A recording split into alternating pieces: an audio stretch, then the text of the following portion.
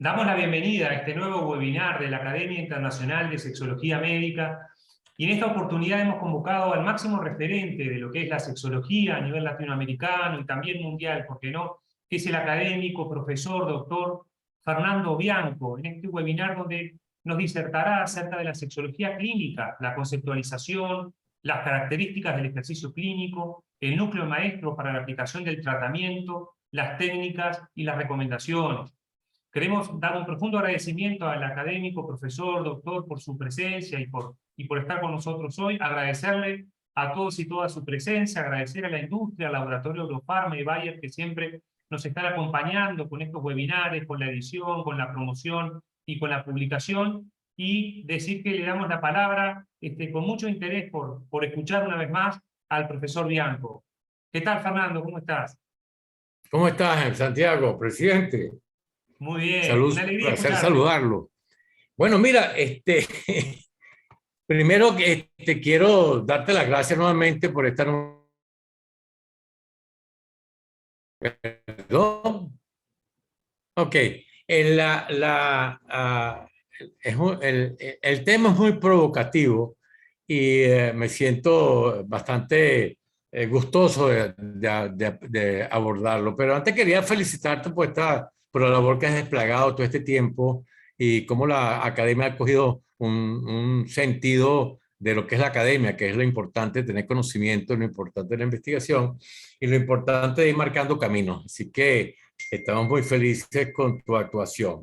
Yo Muchas gracias, quería, profesor. antes de comenzar, decirle a todos nuestros presentes que tenemos la conmemoración de los 20 años de la fundación de la Academia Internacional de Sexología Médica, que va a ser celebrada en el marco del 21 Congreso Latinoamericano de Sexología y Educación Sexual, o sea, el 21 Clase, que es el evento máximo de la FLACE, y que es del 24 al 26 de noviembre en Valencia.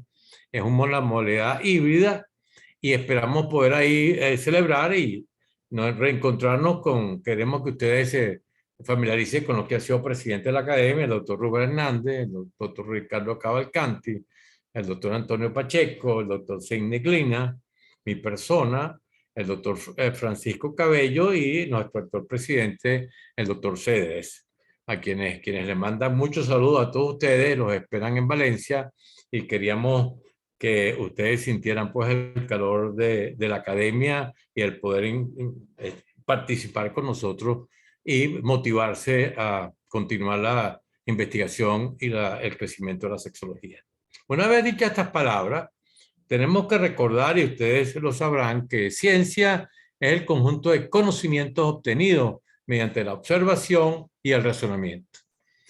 Son conocimientos sistemáticamente estructurados, donde usted va a tener principios, leyes, postulados, hipótesis, y eso le permite dar una capacidad predictiva y además usted lo puede comprobar experimentalmente.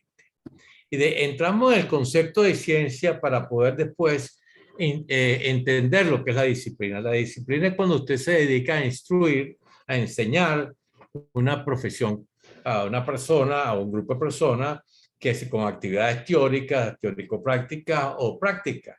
Y entonces se especializan esas personas en esa disciplina en particular. Dicho este marco, debemos recordar que la ciencia se divide, se clasifica en ciencias formales que son altamente deductivas, como la lógica, la matemática, la estadística.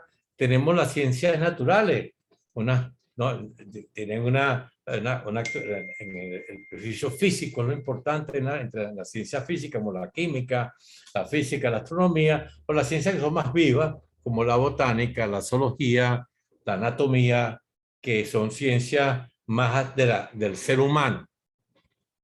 Y están las ciencias sociales que estudian el entorno, cómo se comportan las sociedades, cómo se comporta, por qué se comporta, cómo se comporta la gente. Y ahí hay está la sociología, la economía, la comunicación, la arqueología, todas estas, la psicología, la historia, como una parte de todo este amplio mundo de las ciencias sociales.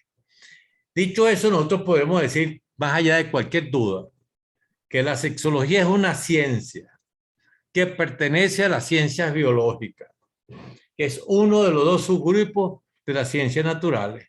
es fundamentalmente empírica, o sea, observacional. Sus conocimientos provienen de fenómenos observables y tienen dos áreas para nosotros específicas: el sexo y la función sexual.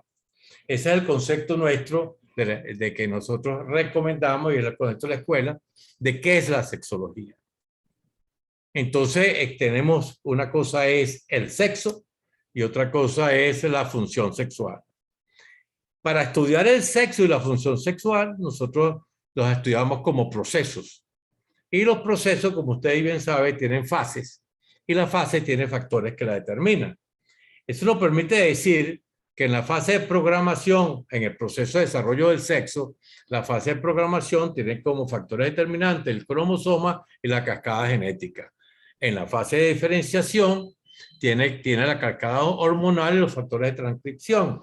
Y en la fase de expresión, que viene después que uno, del nacimiento en adelante, es la continua interacción entre la fisiología y el entorno sociocultural que va a permitir una diversidad y que se caracteriza porque usted aprende su sentir de varón, su sentir de hembra o su sentir no muy diferenciado, y aprende también a tener lo que la sociedad llama conductas masculinas o conductas femeninas o conductas ambiguas.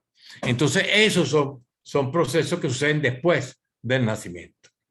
Todo eso está influido por factores ambientales, factores sociales, factores psicológicos, factores biológicos, está todo lo que es la epigenética. Desde el punto de vista de la función sexual, tenemos nosotros algo que es inherente a la función, que la activa, la desactiva, que es la cualidad o el deseo. Y tenemos como proceso, tiene la fase de estimulación, donde están los factores de administración del estímulo, de metodología del estímulo y de frecuencia del estímulo.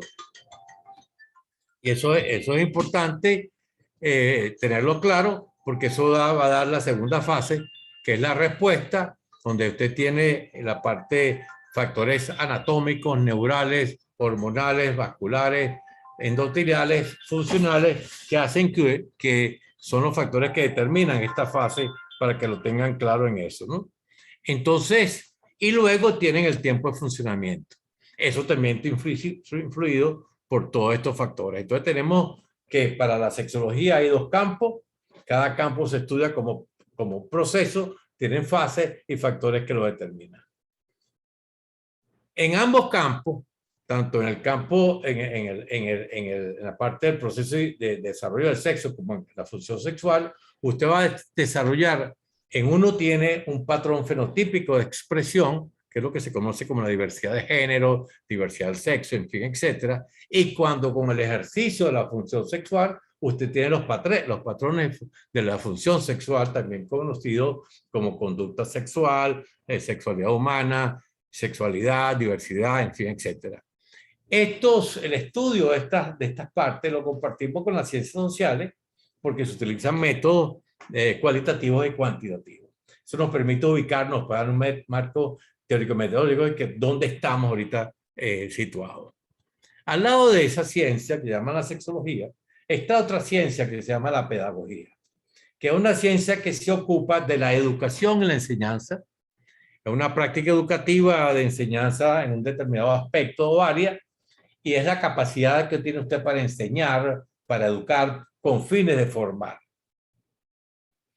Lo que usted, el arma que tiene el pedagogo es la información, y él tiene control sobre la emisión de la información, pero no tiene control sobre la recepción de la información y que puede provocar esa información en la persona que lo recibe.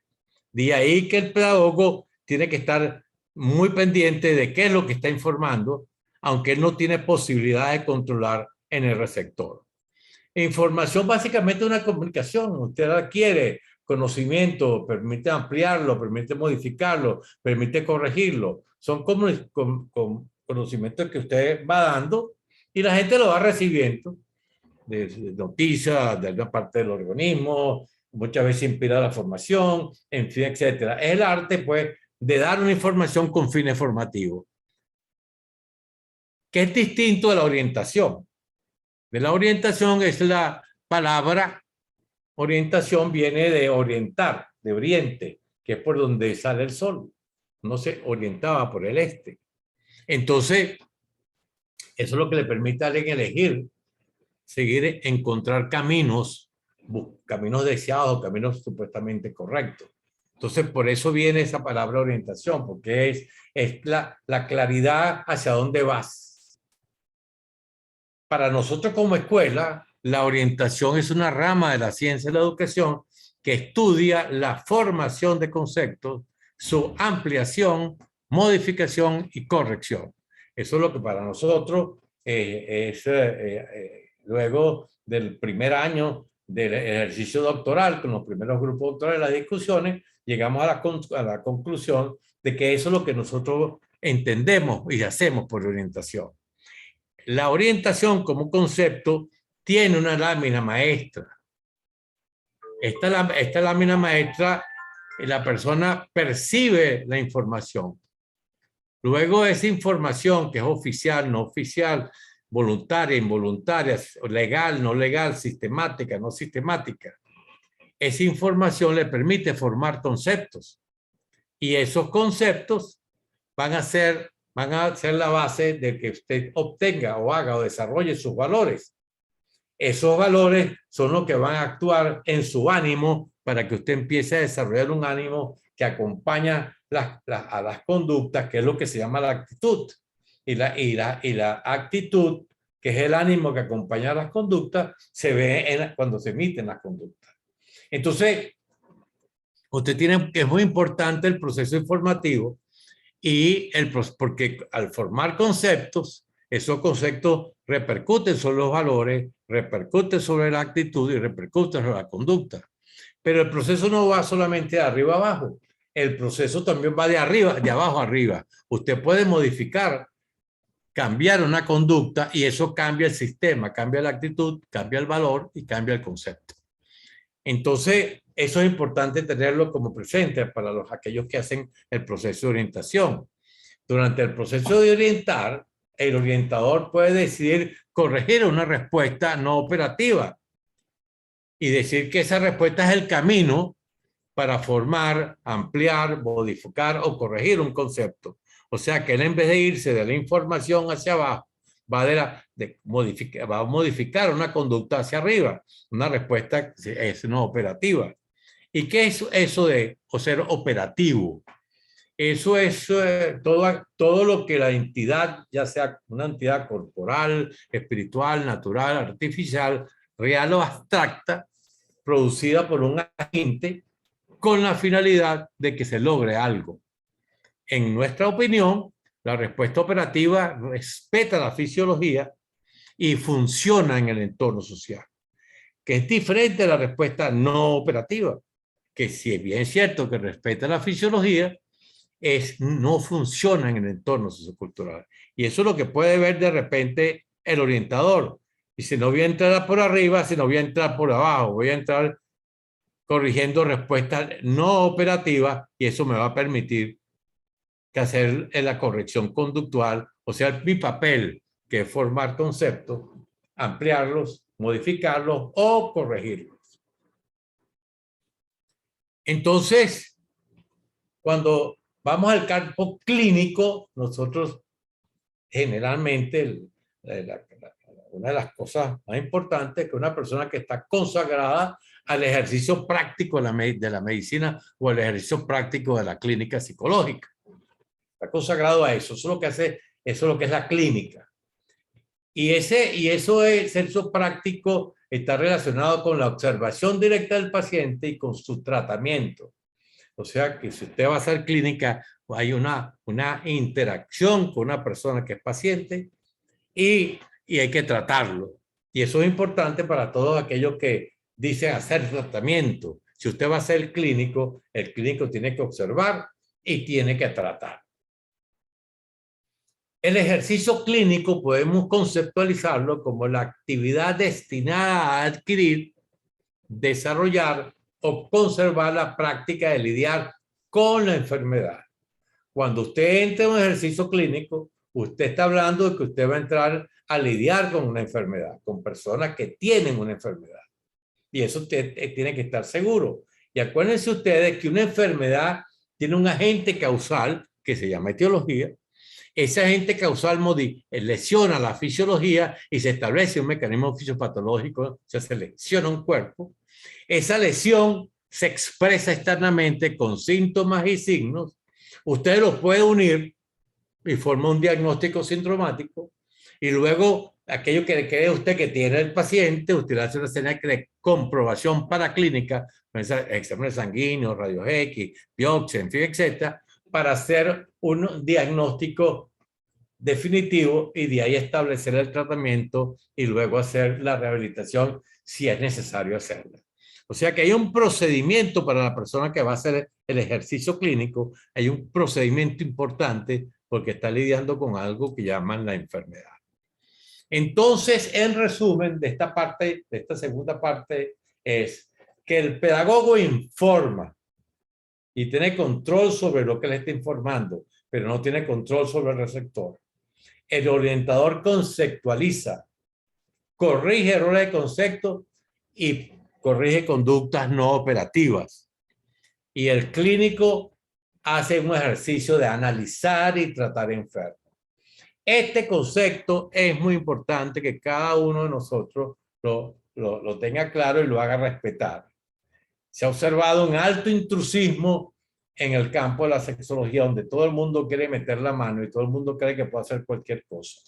Nosotros creemos que usted puede ser un pedagogo de la sexología, usted puede ser un orientador en sexología, usted puede ser un clínico de la sexología, especialista en sexología clínica, en sexología médica, pero con sus límites muy bien definidos. Tiene que tener claridad a lo que está haciendo y no confundir un rol con el otro. El pedagogo, el orientador y el clínico deben conocer sus límites. Y en el ejercicio de la ética de cada quien, más que en el ejercicio de la legalidad, el respeto a lo legal, es lo que lo obliga a usted a respetar la ética suya, lo obliga a respetar sus límites. Usted tiene que saber cuáles son sus límites y denunciarle a la misma persona que está extralimitando que revise su ética. Porque nosotros no podemos ser policías, pero sí podemos señalar cuando se está violando lo que es el campo tan sagrado para nosotros como el campo de la sexología. Entonces, bien, porque también hay personas que hacen sexología desde el punto de vista de la historia, o desde el punto de vista de la exploración social, o desde el punto de vista de la religión, de la teología, o hacen desde el punto de vista del derecho. O sea que la sexología como ciencia pica en la medicina, en el derecho, en las matemáticas, en lo social, en todo pica, como toda ciencia. Y eso es importante. Tiene una independencia. Y eso es lo importante de la sexología. La sexología se independizó de la psiquiatría, se independizó de la psicología, se independizó de la gran influencia social para obtener su propia personalidad. Y lo que hacemos sexología, debemos saber qué campo estamos explorando, qué área del campo estamos haciendo. Usted está en la pedagogía, usted está en la orientación, usted está en la teología, usted está en la historia. Cuando alguien me dice a mí, yo soy sexólogo, para mí eso es despreciable. Ser sexólogo no significa nada. Ahora usted me dice que es pedagogo de la sexología, que es orientador de la sexología, que es un historiador de la sexología, que es un sexólogo clínico. Entonces eso tiene una significación importantísima.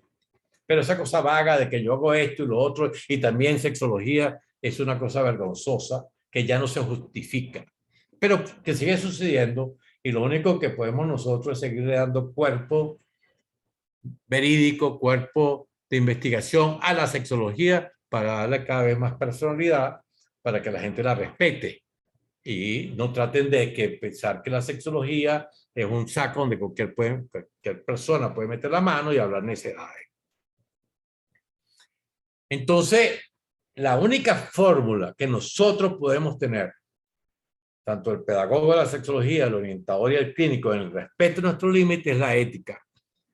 Entonces, la ética es es una parte de la filosofía que trata del bien y del fundamento de los valores. Usted tiene que tener un valor, conjunto de normas. Más allá del miedo a que si es legal o no lo que usted está haciendo, usted tiene que tener sus propias normas. Y por eso que la ética es importante, que nosotros la invoquemos en estos momentos de crecimiento de la sexología. Porque lo legal está en lo que está prescrito por la ley, está conforme a ella. Y bueno, usted tiene que cumplir lo que está establecido en la ley, pero en el ejercicio de muchas profesiones, pues, no se cumple.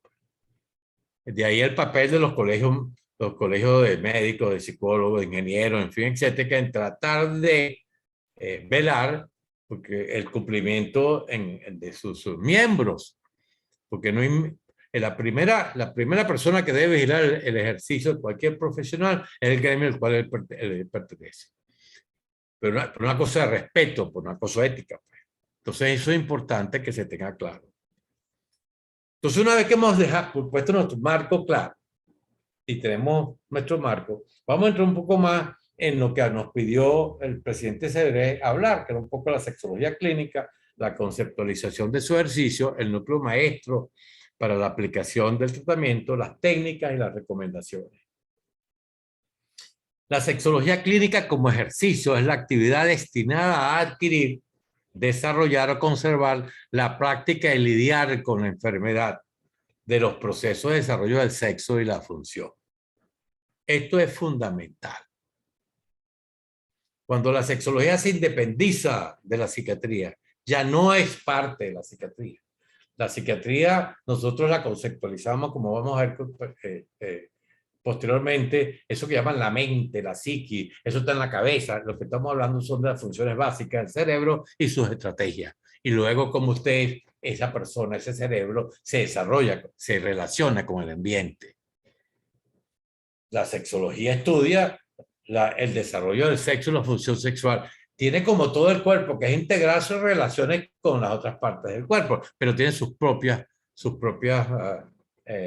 funciones. De ahí entonces que se le quita a la sexología esa cosa de que es una enfermedad que está en la mente. Ya ahí eso pasó de moda. La sexología tiene su propia personalidad. Y esto no es una cosa mental. Por eso que las personas que van a hacer el ejercicio clínico tienen que tener claro eso. Para muchos les es muy difícil entender que el sistema sexosexual, como todo sistema de organismos, se enferma. Y entonces empiezan a mediatizarlo llamando de que lo que pasa es que tú tienes una patología del sexo o la función y dice, bueno, tienes una alteración, tienes un disorder. Eso es gana no enfrentar. Usted tiene un resfriado común, usted tiene una enfermedad. Usted está roto, tiene una enfermedad. Lo mismo pasa con la sexología. Cuando usted tiene una eyaculación precoz, usted está enfermo. Usted tiene una disfunción orgásmica, está enferma. Igual como si tuviera diabetes y tuviera lo demás. Usted le tiene miedo a una penetración, es una enfermedad. Usted le tiene asco a las secreciones, es una fobia, es una enfermedad. Entonces vamos a quedar, el que haga sexología clínica tiene que entender que está lidiando con enfermos, no con alterados o con desorden, no, son complejos. Yo no tengo ese complejo, yo me olvidé de eso. Yo el paciente tengo al frente, se lo digo, usted lo que tiene es una enfermedad que se llama eyaculación precoz, o se llama disfunción eréctil, o se llama pedofilia, o se llama exhibicionismo, o usted tiene un problema con una fijación en alguna parte del cuerpo, y es una enfermedad.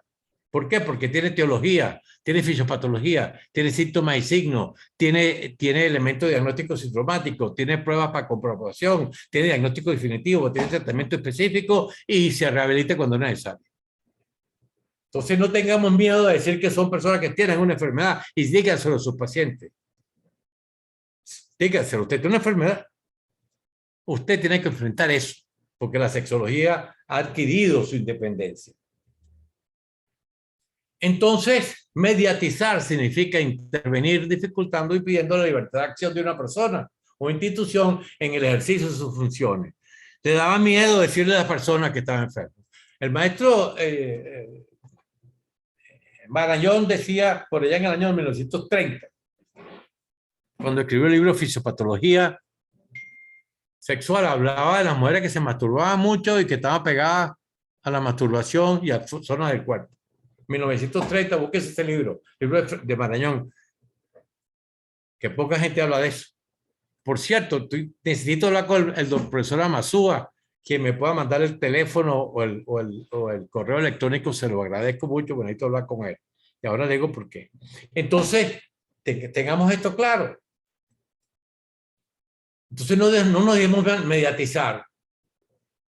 Y claro, esto va a traer un problema terrible, porque usted tiene que hacer una historia clínica, con énfasis en el sistema sexual, por supuesto.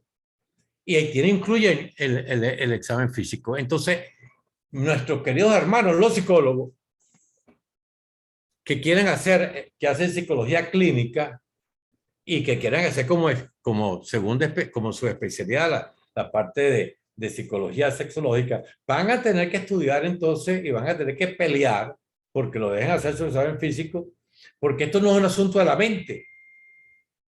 Las alteraciones en sexología no son un asunto de la mente. Algunas tienen, como antes se decía, todo eso es psicológico. Ahora lo psicológico en la sexología tiene su aparte, como cualquier otra cosa, muy mínima. Como todas las enfermedades que tienen un aspecto, pero tiene su propia. Entonces, el psicólogo tiene que entender que ya esto no es mental, que eso que llaman mental, psíquico, eso es lo que estamos hablando de las funciones básicas del cerebro y su estrategia. Por eso lo que tenemos que cuestionar el modelo biopsicosocial como un error de concepto, pero eso será motivo de otro webinar. Una vez que usted hace su diagnóstico, que usted explora a su paciente, que usted toca a su paciente, lo explora, busca, ve. Yo en estos días veo un paciente que fue visto y ¿qué pasó? Nunca lo examinaron. Y lo que tenía era una fractura del cuerpo cavernoso. Pues no lo examinaron, había que tocarlo y más nada. Y ahí estaba el callo. Entonces, lo importante es que usted intervenga ahí. El diagnóstico sindromático, las pruebas paraclínicas y el diagnóstico definitivo continúan el ejercicio de la historia para luego usted haga una planificación del tratamiento, una ejecución del tratamiento y una evaluación de si su tratamiento sirvió o no sirvió. Muchas veces, una vez que el paciente está mejor, hay que aplicar algunas técnicas de rehabilitación porque ha quedado alguna función en déficit. Eso se planifica con metas muy claras a conseguir. El ejercicio de la sexología clínica es muy claro. Su historia, su examen físico, diagnóstico sindromático, cuáles son las pruebas paraclínicas, cuál es el diagnóstico definitivo, cuál es el plan de tratamiento y cuál es la rehabilitación. Quiere decir que todo paciente que usted ve está en investigación. Y usted se tiene que preguntar una vez al mes, te coge unas horas y ver los casos que vio y ver qué hizo y qué pasó con lo que usted ordenó, para decir si usted está funcionando o no. Usted tiene no tenemos 3 libros que tratan de clasificar las enfermedades en sexología. Ellos lo llaman alteraciones o disforias, eso es el problema de ellos. El primero es el Diagnostic Statistical Manual de la American Psychiatric Association, o sea, el diagnóstico, el conocido DSM-5. Yo creo que es bueno que la American Psychiatric Association ya se olvide de estar hablando de la disforia de género y está hablando de la difusión sexual como que se fueran locos de la cabeza, como el que está ahí que tiene un problema mental. No. Ya es bueno que nos saquen de ese libro. Nosotros, la sexualidad no tiene que ver nada con ese libro. El que si la personalidad es paranoide, personalidad exhibicionista, vamos a salir, vamos a respetarnos. Yo creo que ya los psiquiatras, claro, en el DSM-5 la influencia es mínima en comparación a otras ediciones anteriores. Pero esto es un asunto que habrán algunos pacientes con alteraciones psiquiátricas que tienen repercusión en el sistema sexual. Eso como es todo. Pero aquí nos estamos alejando. Así que es bueno recomendarle eso a la American Psychiatric Association. Nosotros tenemos un concepto de psiquiatría que lo queremos compartir con ustedes. Es la rama de la medicina que estudia las funciones básicas del cerebro, sus alteraciones y tratamientos y la interacción de estas con el entorno sociocultural que se expresa a través de conductas fisiológicas o patológicas y, de ser este el caso, aplicar el tratamiento respectivo. O sea, usted no tiene una mente, eso está en la mente, eso está en el psiqui, que ello es el espíritu. Usted lo que tiene son unas funciones básicas. Usted se orienta, tiene memoria, tiene facultades intelectuales, tiene lenguaje, tiene pensamiento, tiene afectividad, tiene sensopercepción, tiene motricidad, usted tiene voluntad, usted tiene atención, usted tiene insight. Entonces, eso es lo que llaman lo psicológico. Por eso es que lo psicológico está imbuido en lo biológico. Pero eso será materia de otro binario. Entonces, en la psicología es prácticamente lo mismo. Los psicólogos hacen prácticamente lo mismo.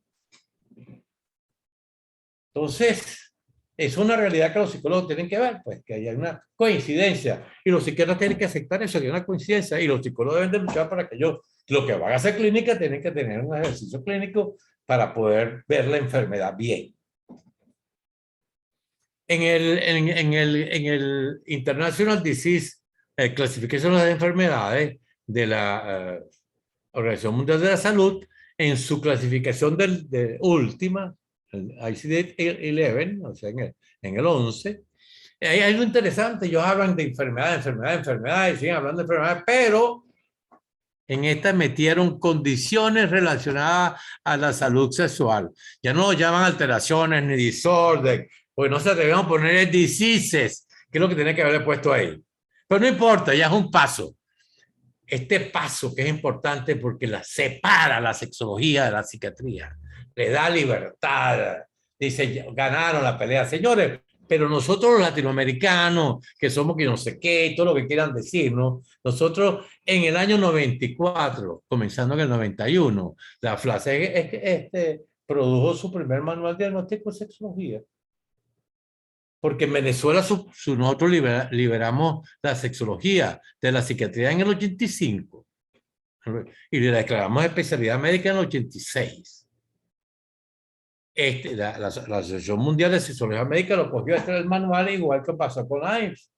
Y nosotros en la edición nosotros encontramos que dividimos pues las enfermedades en aquellas que están a nivel del proceso del desarrollo del sexo, las que están a nivel del proceso de la función sexual y otras que parecieran que tienen un diagnóstico sugerido que se tienen que estudiar.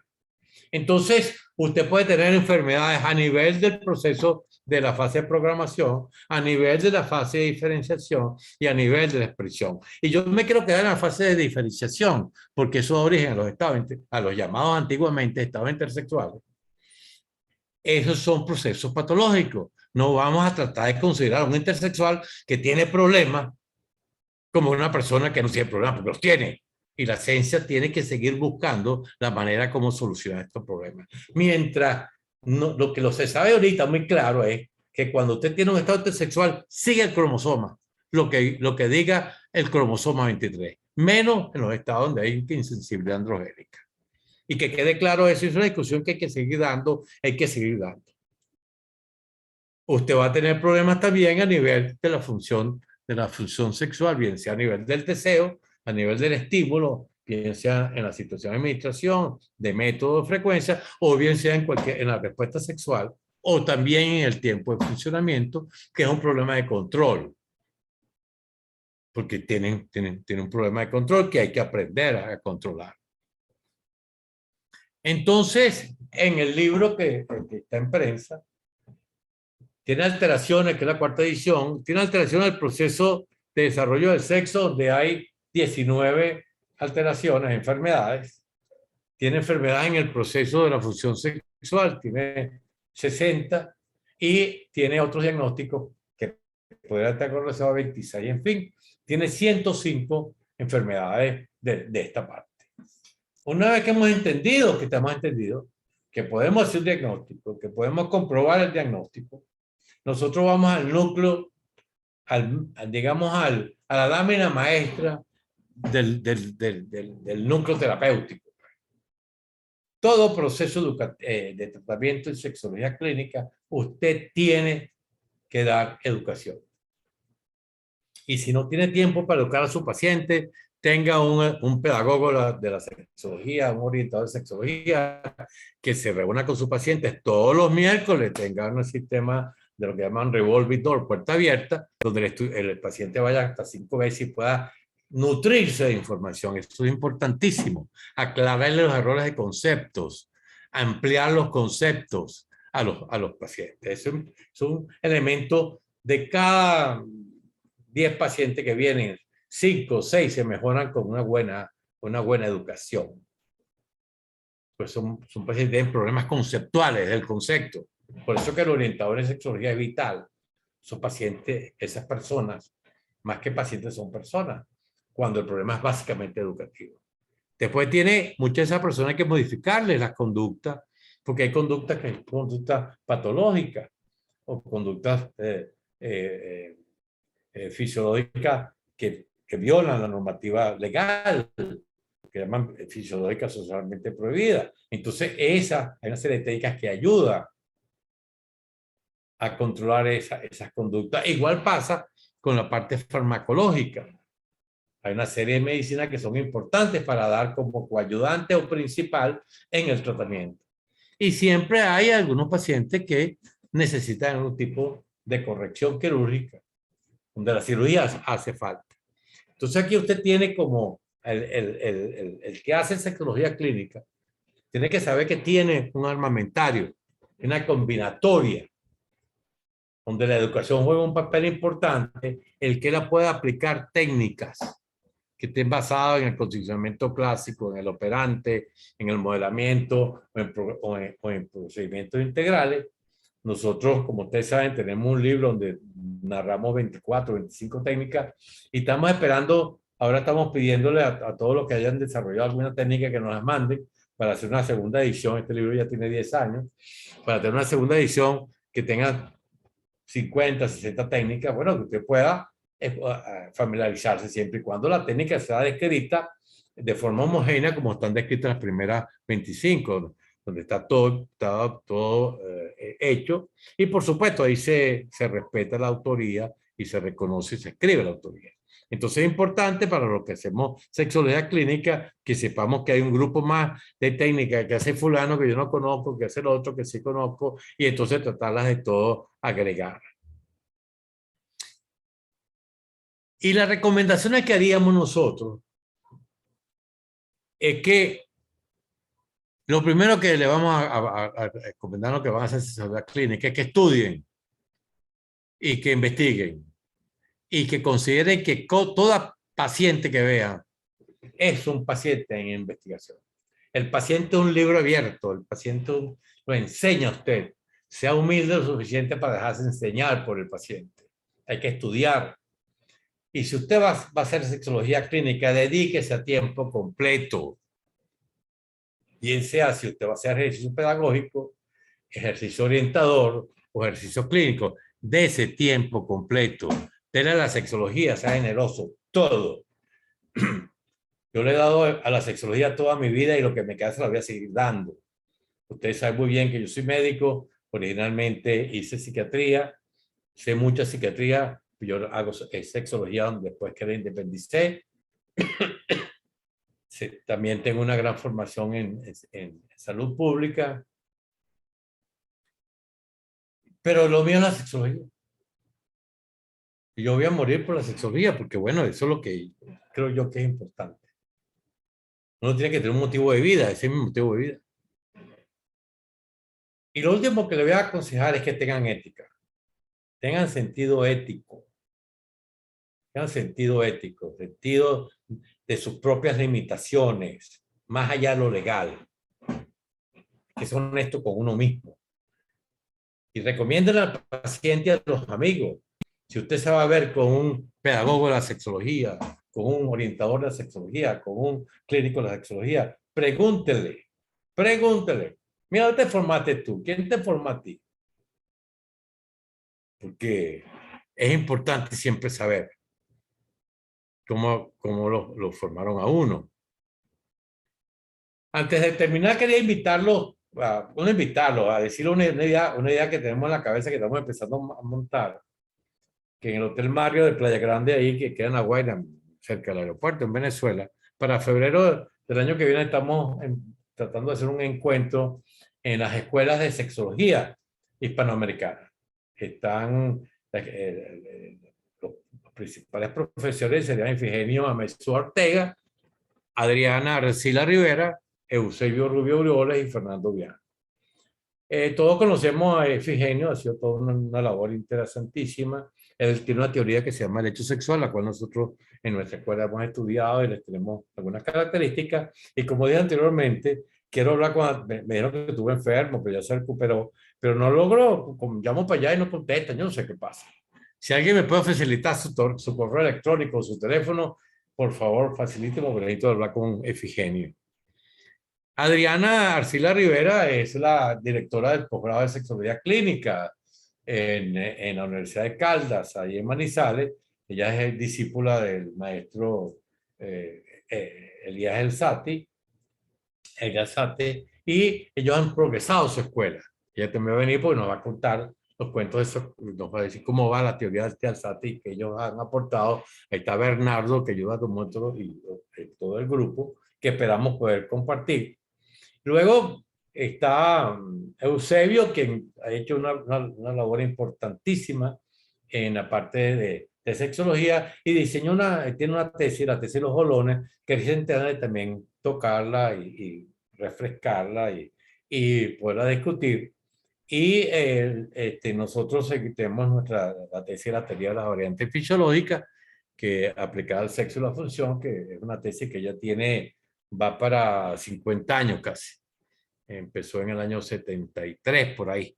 Entonces, el año que viene debe cumplir el cumplimiento 50 del experimento de la variante, donde empieza la teoría, y vamos entonces a celebrarlo, por supuesto, en el mes de julio, como hicimos este año, que celebramos los 50 años del regreso a Venezuela, el impacto, y lo vamos a ir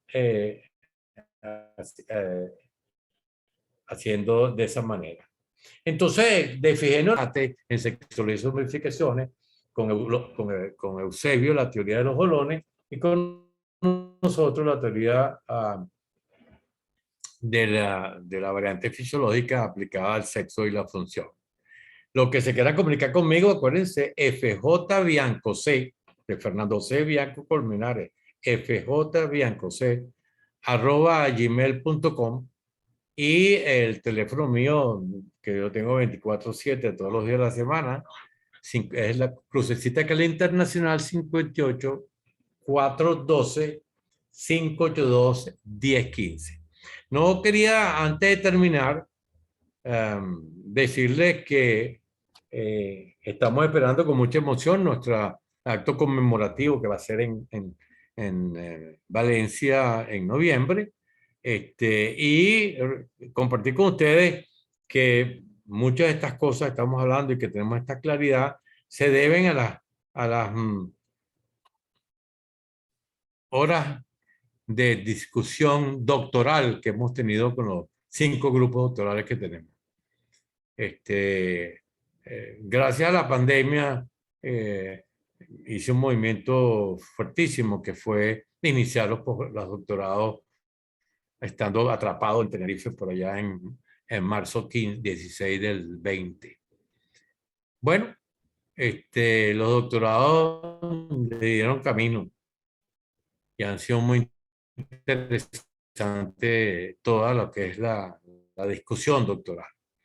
Bueno, presidente, usted me dirá qué hago ahora. Si me salgo, no sé, usted me dice. Como siempre, brillante la ponencia, la verdad que llegan muchas felicitaciones, muchos saludos para ti de diferentes países. Sí, ahí perfecto. Ajá. Y hay algunas intervenciones y algunas preguntas que están llegando que a mí me gustaría trasladarte en estos minutos que nos quedan. Bueno, ok, ¿cómo no? Una de las preguntas es, si en la disfunción sexual se le dice que está enfermo, ¿qué es estar sano sexualmente? Bueno, si estar sano sexualmente, yo creo que voy a tener que ir otra vez a la lámina, ¿no?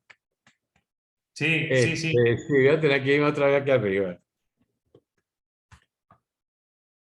Estar sano sexualmente es una pregunta buenísima.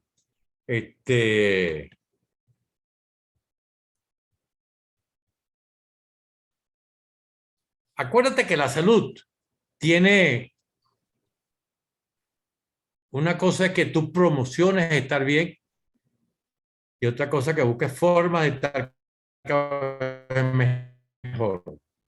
Y otra cosa es el pensamiento de que puedes enfermarte, entonces haces prevención y que también tienes la enfermedad con su diagnóstico y tratamiento y te tienes también en la rehabilitación. Entonces, ¿qué significa estar sano? Desde el punto de vista del proceso de desarrollo del sexo y la función sexual. Del punto de vista del proceso de desarrollo del sexo, estar sano significa que tu par cromosómico 23 esté constituido de una manera del doble X o el XY, que el desarrollo de tu anatomía, de tu parte anatómica y fisiológica en la fase de desarrollo esté completo.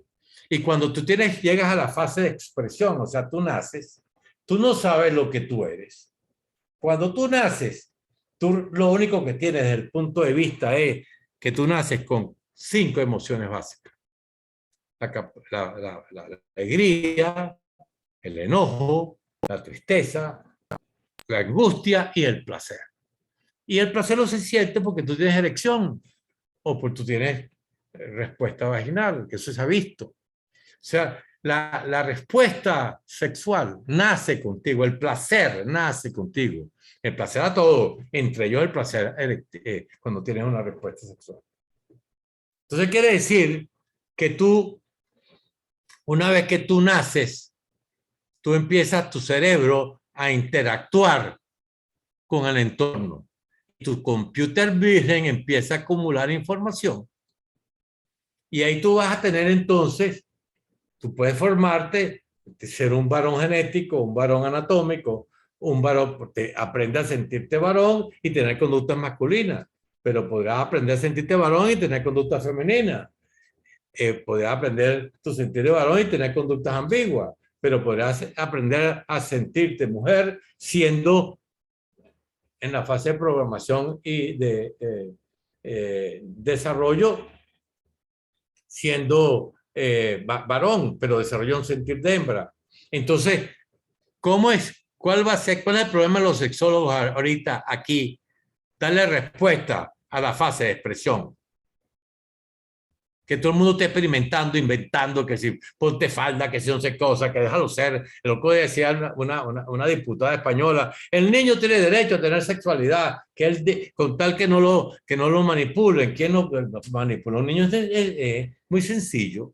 Entonces, aquí hay un problema sexológico que hay que resolver en la sexodiversidad. Todo esto que llaman por ahí el género, ¿okay? Que yo no utilizo esa palabra. La diversidad, que nosotros llamamos expresión fenotípica. Esto hay que estudiarlo y darle para entenderlo. Tenemos algunas cosas. Para mí, no hay duda que el sentir de varón, de hembra o el ambiguo es aprendido. Que tenga influencias hormonales, lo que tú quieras, pero para mí fundamentalmente aprendido. ¿Cómo son aprendidas las conductas? Eso por un lado.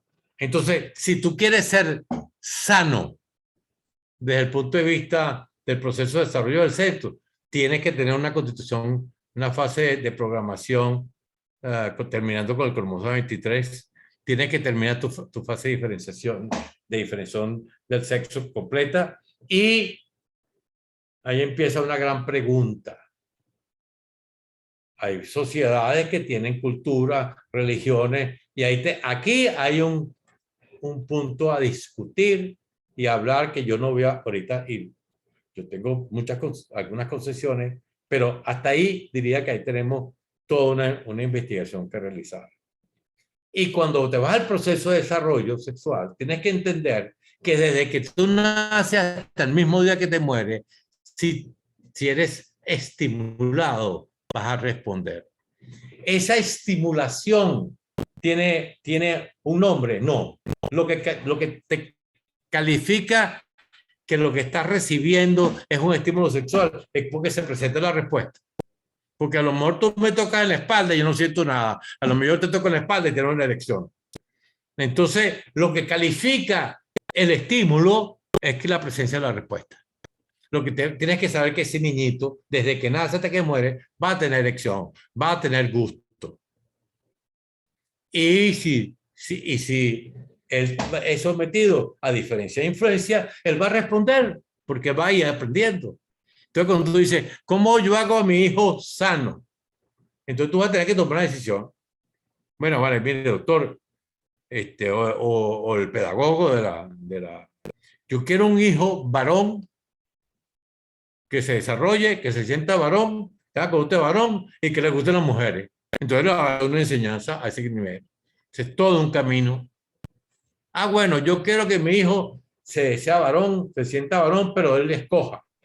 Bueno, haga una educación que le escoja. Ahora él está sometido a la presión social, está sometido a las muñequitas, está sometido, ahora inclusive Walt Disney también puso la variabilidad fisiológica. Ok, lo importante entonces es darle una información que él pueda entender y que él pueda ir haciendo lecciones y que él entienda que una experiencia no es ya definitivo. No puede tener experiencia de cualquier tipo, eso no significa nada, es el patrón lo que es importante. Y el patrón es nuestro proceso. Nosotros, cuando hablamos de patrón sexual, hablamos de una persona que tiene 25 o más años y sus 5 años anteriores ha sido de una característica. O sea que el patrón puede cambiar. Entonces, todo depende cuando tú dices, cuando yo te digo que una persona que tiene una disfunción eréctil está enfermo, claro, porque él trata de estimularse, él entra en situaciones de estimulación y no le responde el pene, porque tiene un problema con el epitelio, o tiene un problema neural, o tiene un problema en algunas de las funciones básicas del cerebro. ¿Puede ser? Pero su pene no le responde. Y entonces tú investigas y hay un factor etiológico. Y eso es enfermo. Ah, que tú me digas, mira, doctor Bianco, lo que ya estuve con una persona. Yo, la verdad que no se me paró y esto y lo otro. Bueno, eso es una experiencia, eso no tiene ninguna importancia. El problema es que si la cosa es repetitiva. El problema es si la cosa, porque el hecho de que yo me como ahorita un pescado y me da una alergia, no significa que todos los alimentos son malos para mí. Bueno, como pescado, pues soy alérgico, me trato y después que poner pescado. Es lo mismo. Pero el que tiene una disfunción eréctil o tiene una eyaculación precoz, tiene una enfermedad precisa, que tiene su etiología, tiene su clínica, tiene su fisiopatología, tiene eso. Y eso lo tenemos que entender. Que yo quiero que mis hijos sean sanos. Sí, la única manera que mis hijos sean sanos es que se eduquen desde chiquitico, desde el mismo primer día, y que entiendan que cuando se le para, cuando tienen erección teniendo un año nacido o 6 meses, y la mamá le dice, ay, qué pipí tan bonito, o la hermana, en fin, etcétera, él siente, y siente que no se lo está haciendo, y lo ve. Cuando la mamá le sale desnuda, él siente. La hermana sale desnuda, él siente, y ella también siente. O no crean que ustedes tienen pararrayos específicos. No, no hay pararrayos específicos. Entonces todo es un problema educativo y todo un problema de tener los objetivos claros. En toda familia tiene que haber unos objetivos claros. Perfecto. Perfecto. Bárbaro, profesor. Están llegando también muchos mensajes pidiendo un teléfono para contactarte o un correo para contactarte. Vos pones la última diapositiva de nuevo, que es Sí, donde cómo no. estaba el correo, porque mucha gente quiere tomar el contacto contigo de diferentes lugares. Era la última, F, ¿no? ahí lo tienen. FJ Biancosé, de Fernando José. FJ Biancosé. Y ese es el teléfono. Perfecto. Gracias por, si me llaman y me mandan cosas buenas, todo está bien. Sí, sí. Y hay otros mensajes pidiendo cómo poder conseguir el manual de técnicas sexuales. Bueno, la única manera que te lo puedo, hasta que salga otra edición, es, bueno, escríbeme y yo te lo mando. Ya no se vendieron muchas copias, pero existe una copia, digamos, en internet, que yo te mando, no, te mando la copia, yo la tengo ahí. Yo tengo Perfecto. una cosa de eso. Bien. Y acá la última intervención pregunta, perdón que haga esta pregunta en este momento, ¿podrían ampliarnos información del Congreso de Valencia al finalizar la conferencia? Gracias. La información del Congreso de Valencia las tenemos en todas las redes de la Academia Internacional de Sexología Médica, que los invitamos a entrar, a seguirnos en @academiaAISM, de Academia Internacional de Sexología Médica. Ahí Ya está ya te el gráfico que puso entiendo. el profesor, están las redes, tanto de YouTube, el Twitter, el Facebook, la página web nuestra, www.academiasexología.com. Ahí tenemos toda la información del Congreso, de las actividades de la Academia, lo que va a ser los temas del simposio, del curso que van a dar los past presidents, de las conferencias, de la reunión solemne que tendremos. Todo eso está colgado en la página web de la Academia, donde tenemos toda la información. Así también decimos que todos estos webinars que hemos tenido están colgados en YouTube y se puede acceder en forma gratuita a poder descargarlos, poder descargar las presentaciones, los videos. También hemos hecho un canal de Spotify donde pueden bajar los podcasts de cada webinar, donde cada docente académico ha desarrollado un nuevo tema, y eso, como este presente webinar, también en unos días ya estamos difundiendo los podcasts para poder escuchar al profesor Bianco desde los dispositivos que cada uno tenga. Así que, profesor, antes de irnos, agradecerte profundamente tu presencia, tu colaboración y tu generosidad con los sentimientos, como siempre, y con los conocimientos. Bueno, muchas gracias, Santiago. Una vez más, he disfrutado de tu compañía, y una vez más quiero felicitarte porque creo que el esfuerzo ha valido la pena. Y bueno, mira, estamos con gente. Después haremos un binar donde sería interesante ver por qué cuestionamos el modelo biopsicosocial y lo estamos presentando como un error de concepto. Perfecto. Perfecto, Gracias, profe. vale. Muchas gracias por todo, gracias a todos por acompañarnos siempre y nos vemos en Valencia y en el webinar del próximo mes. Un abrazo. Seguro. Un abrazo. Hasta luego.